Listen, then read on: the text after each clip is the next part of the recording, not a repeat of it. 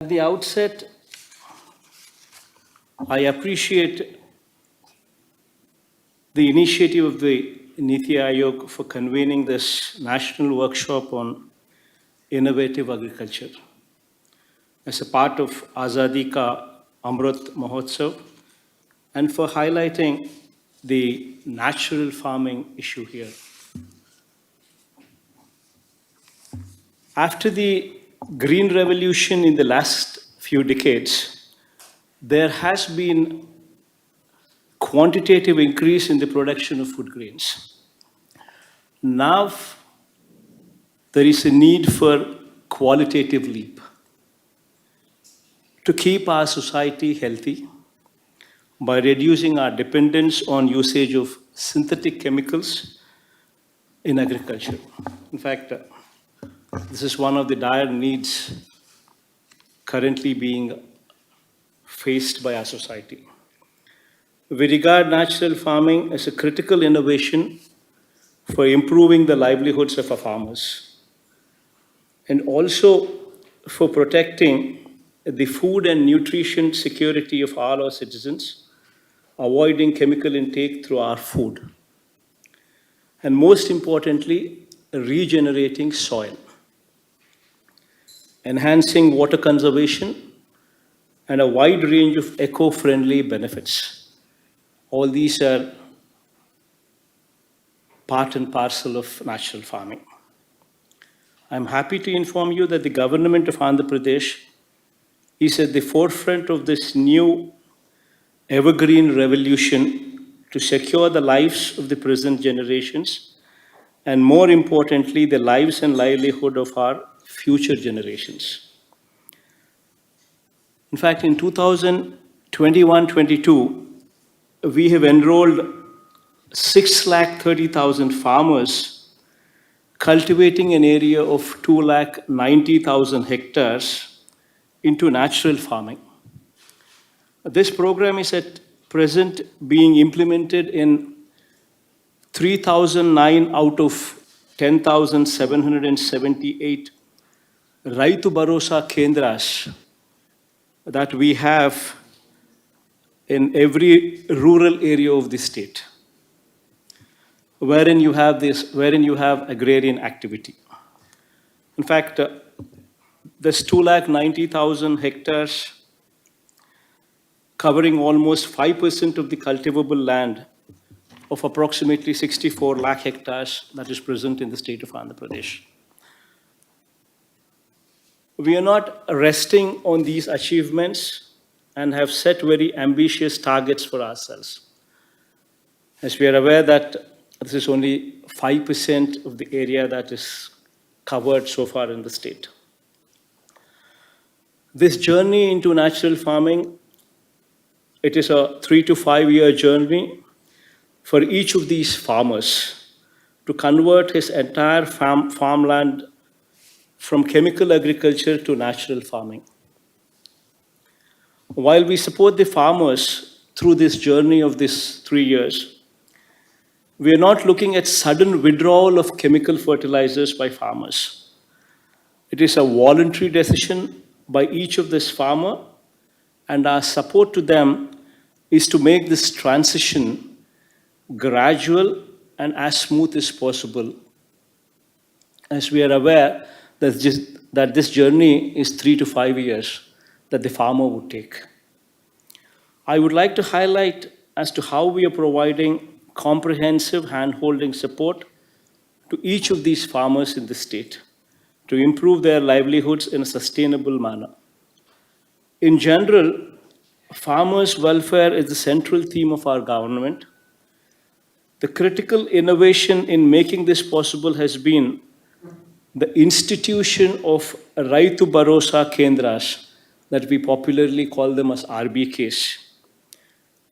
These are farmer service centers, and they are present in each of our village, one per every 2,000 population. The RBK provides all the requisite services to the farmers at their doorstep. It presents a unique opportunity to take an innovation to all the villages in the state in the shortest period of time. The government has established 10,778 RBKs across the state, spreading over in all the rural areas wherever the agrarian activity is taking place.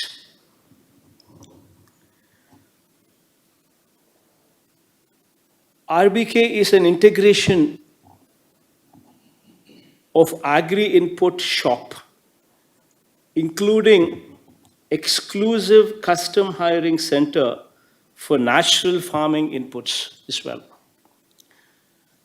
This RBK also acts as a farmer knowledge center and also procurement center as well when the crop comes up for harvesting. They work as one-stop shop for all agriculture-related activities for the farmers in the state.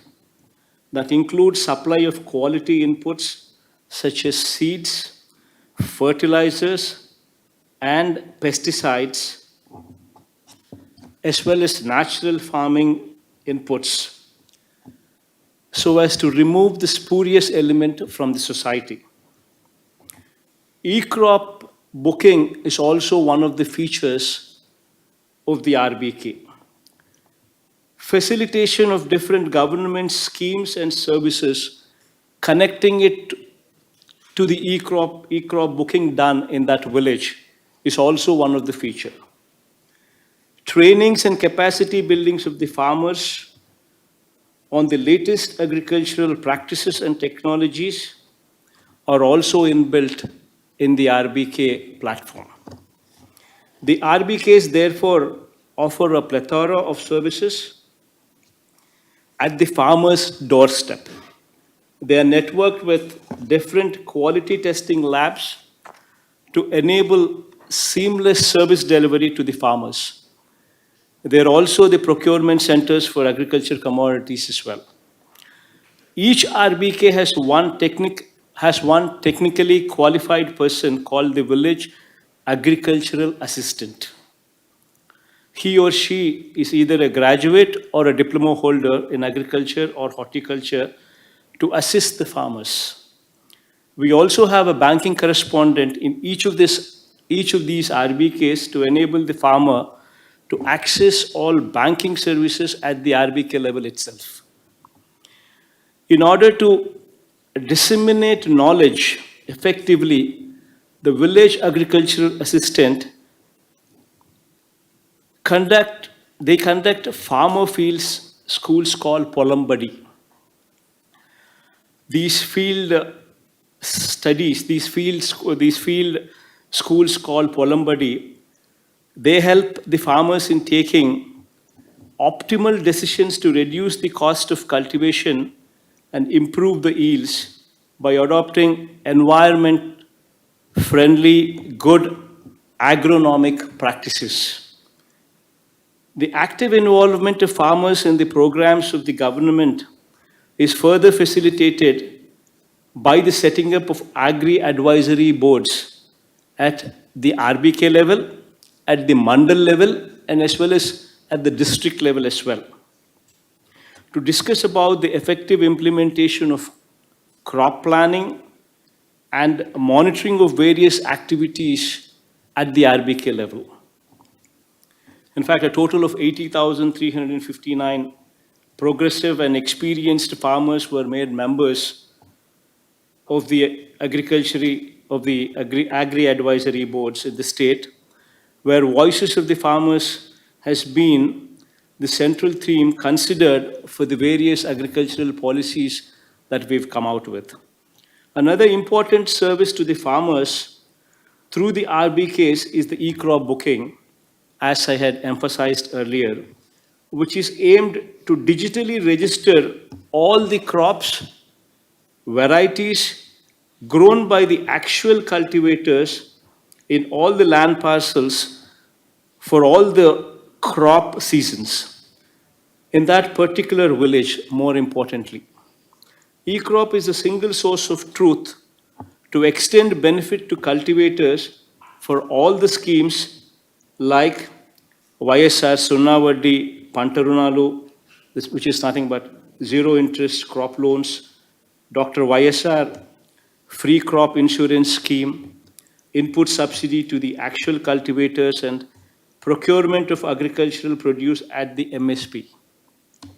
The farmers are given physical and digital acknowledgements post e-crop booking, and their names are also being displayed at the RBKs as a part of the social audit so as to promote transparency at the grassroots level. The government of Andhra Pradesh has taken a historical decision to establish a price stabilization fund of 3,000 crores. This fund is aimed to provide market intervention to support those farmers whose produce are selling below the MSP. It is also aimed to provide market intervention to those crops which do not have MSPs but are selling much below the normal price.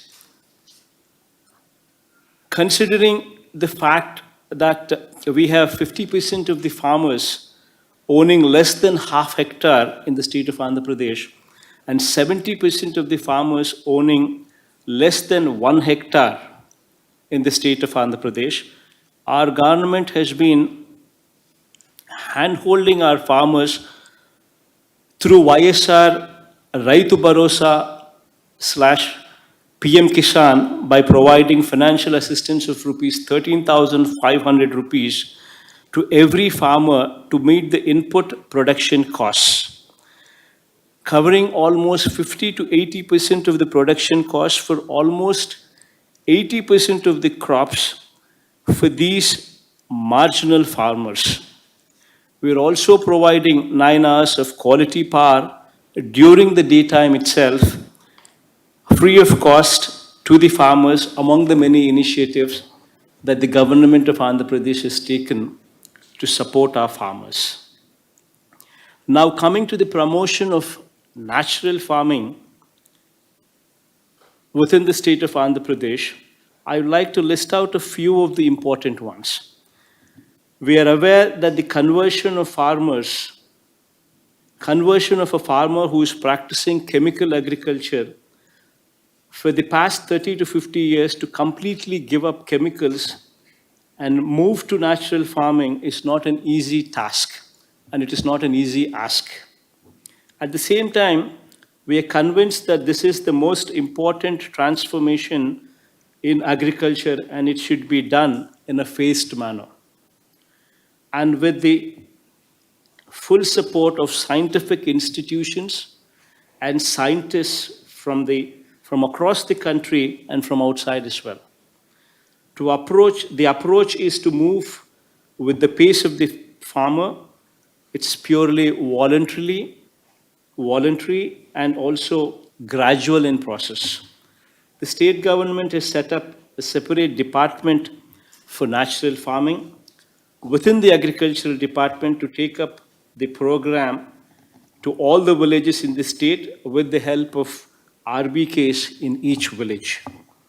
At the village level, to motivate the farmers to move to natural farming, which is facilitated through the RBKs, we have also positioned a community resource person who is a practicing farmer at the village to support the RBK, to support and motivate all the farmers within the RBK level who are willing to take up natural farming. In fact, the agricultural department through the RBKs has developed a strong network of knowledgeable and dedicated best practicing farmers as community resource persons, and also developed the necessary crop-wise protocols for different regions. This experience and expertise at the RBK level provides the necessary impetus to scale up and universalize the natural farming activities across the state. I'm happy to inform you that the efforts of the government in taking natural farming forward on such a large scale has led to the government of Germany agreeing to fund the setting up of Indo-German Global Academy on Agroecology Research and Learning, IGGAARL, in Andhra Pradesh. The project is in the final approval process. The state government is providing the land and buildings for setting up the center. Government of Germany has agreed in principle to provide a grant of 20 million euros over a period of 5 years as well. And together, we are committed to set up a world-class ecological research and learning center that would produce graduates and postgraduates to integrate the scientific knowledge in natural farming with the community at large. I'm thankful to the Niti Aayog and the Ministries of Agriculture and Rural Development for their support to our efforts. Many international organizations such as FAO, UNEP, ICRAF, University of Reading, University of Edinburgh, CIRAD France, GIZ, KFW are partnering with AP, and these partnerships are very valuable for generating a new knowledge, certification at the RBK level, and building the support architecture for scaling up this program. The impacts of natural farming have been very positive in our state. Independent studies have confirmed many positive impacts, such as costs of cultivation of farmers has come down. Yields are also encouraging over a 3-year period. The crops are more resilient to floods and droughts and pest attacks. In addition, there is an enhancement of biodiversity. The health and nutrition aspects are very significant. I would like to conclude by highlighting certain issues that need attention at the national level. The farmers who are transiting to natural farming are doing human service for the country. They need to be encouraged and motivated, and thus I would like a proactive policy in this regard formulated by this august body. The farmers who are transiting to natural farming are also ensuring the avoidance of chemical fertilizer subsidies. If we can think as to how there can be a mechanism for rewarding these farmers, as it is resulting in avoidance of chemical fertilizer subsidies to a great deal as well. I would like to request that states who are having larger areas under natural farming should be given a higher weightage in the Finance Commission recommendations as well. These states are helping the country in achieving climate change mitigation goals and carbon neutrality goals as well. The certification of organic farming and natural farming needs to be made more farmer-friendly, available, and accessible to every farmer who is desirous of this. The syllabus in our agricultural universities, they also need to include natural farming / organic farming is also part of their curriculum. There is a need for more systematic research on natural farming. There is also a need to study the health impacts of consuming natural farming food versus food grown using synthetic chemicals. And study of these results should be explained and publicized for public awareness. Funding for the state governments in transiting to natural farming should be liberal and the norms should be different. At present, the centrally sponsored schemes are shared in the ratio of 60-40.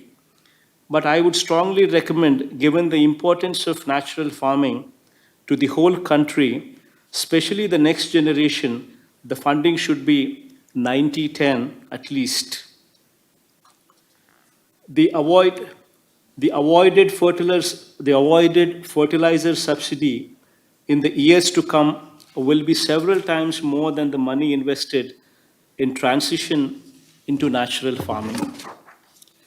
In fact, all these are the virtues of we moving into natural farming, and I'm hopeful that with this august body also showing the kind of importance that it is showing, that very soon we would have a very good policy laid out for us. And I personally, once again, thank Shri Rajiv Kumarji, Vice Chairman, Niti Aayog, for taking this initiative, for leading our country under the leadership of our Honorable Prime Minister, Shri Narendra Modi ji, into this new sector, what is the need of the hour, where the country would actually stand to be the pioneer for natural farming in the days to come. Thank you very much.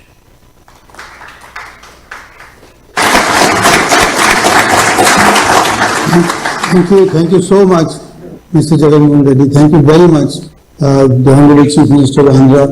You made very important points here, and I think you speak as a person in whose state actual practice is now undertaken for natural farming.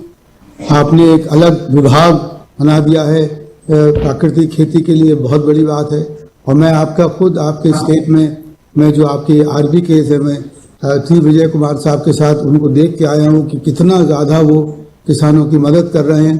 और ये भी जान के बहुत खुशी हुई कि German सरकार ने आपको 20 मिलियन यूरो दिए हैं एक ऐसा सेंटर बनाने के लिए, मतलब करीब 1,800 करोड़ रुपया आपको दिया है इसका करने के लिए। और मुझे पूरी उम्मीद है कि आंध्र प्रदेश एक बिल्कुल एक लीड लेगा, एक आगे बढ़ेगा और हमारे देश को नेचुरल फार्मिंग की ओर अग्रसर करेगा। थैंक यू वेरी मच, बहुत बहुत आपका धन्यवाद। और आप यहाँ आए, हमसे जुड़े, इसलिए बहुत बहुत आपका धन्यवाद। नमस्कार।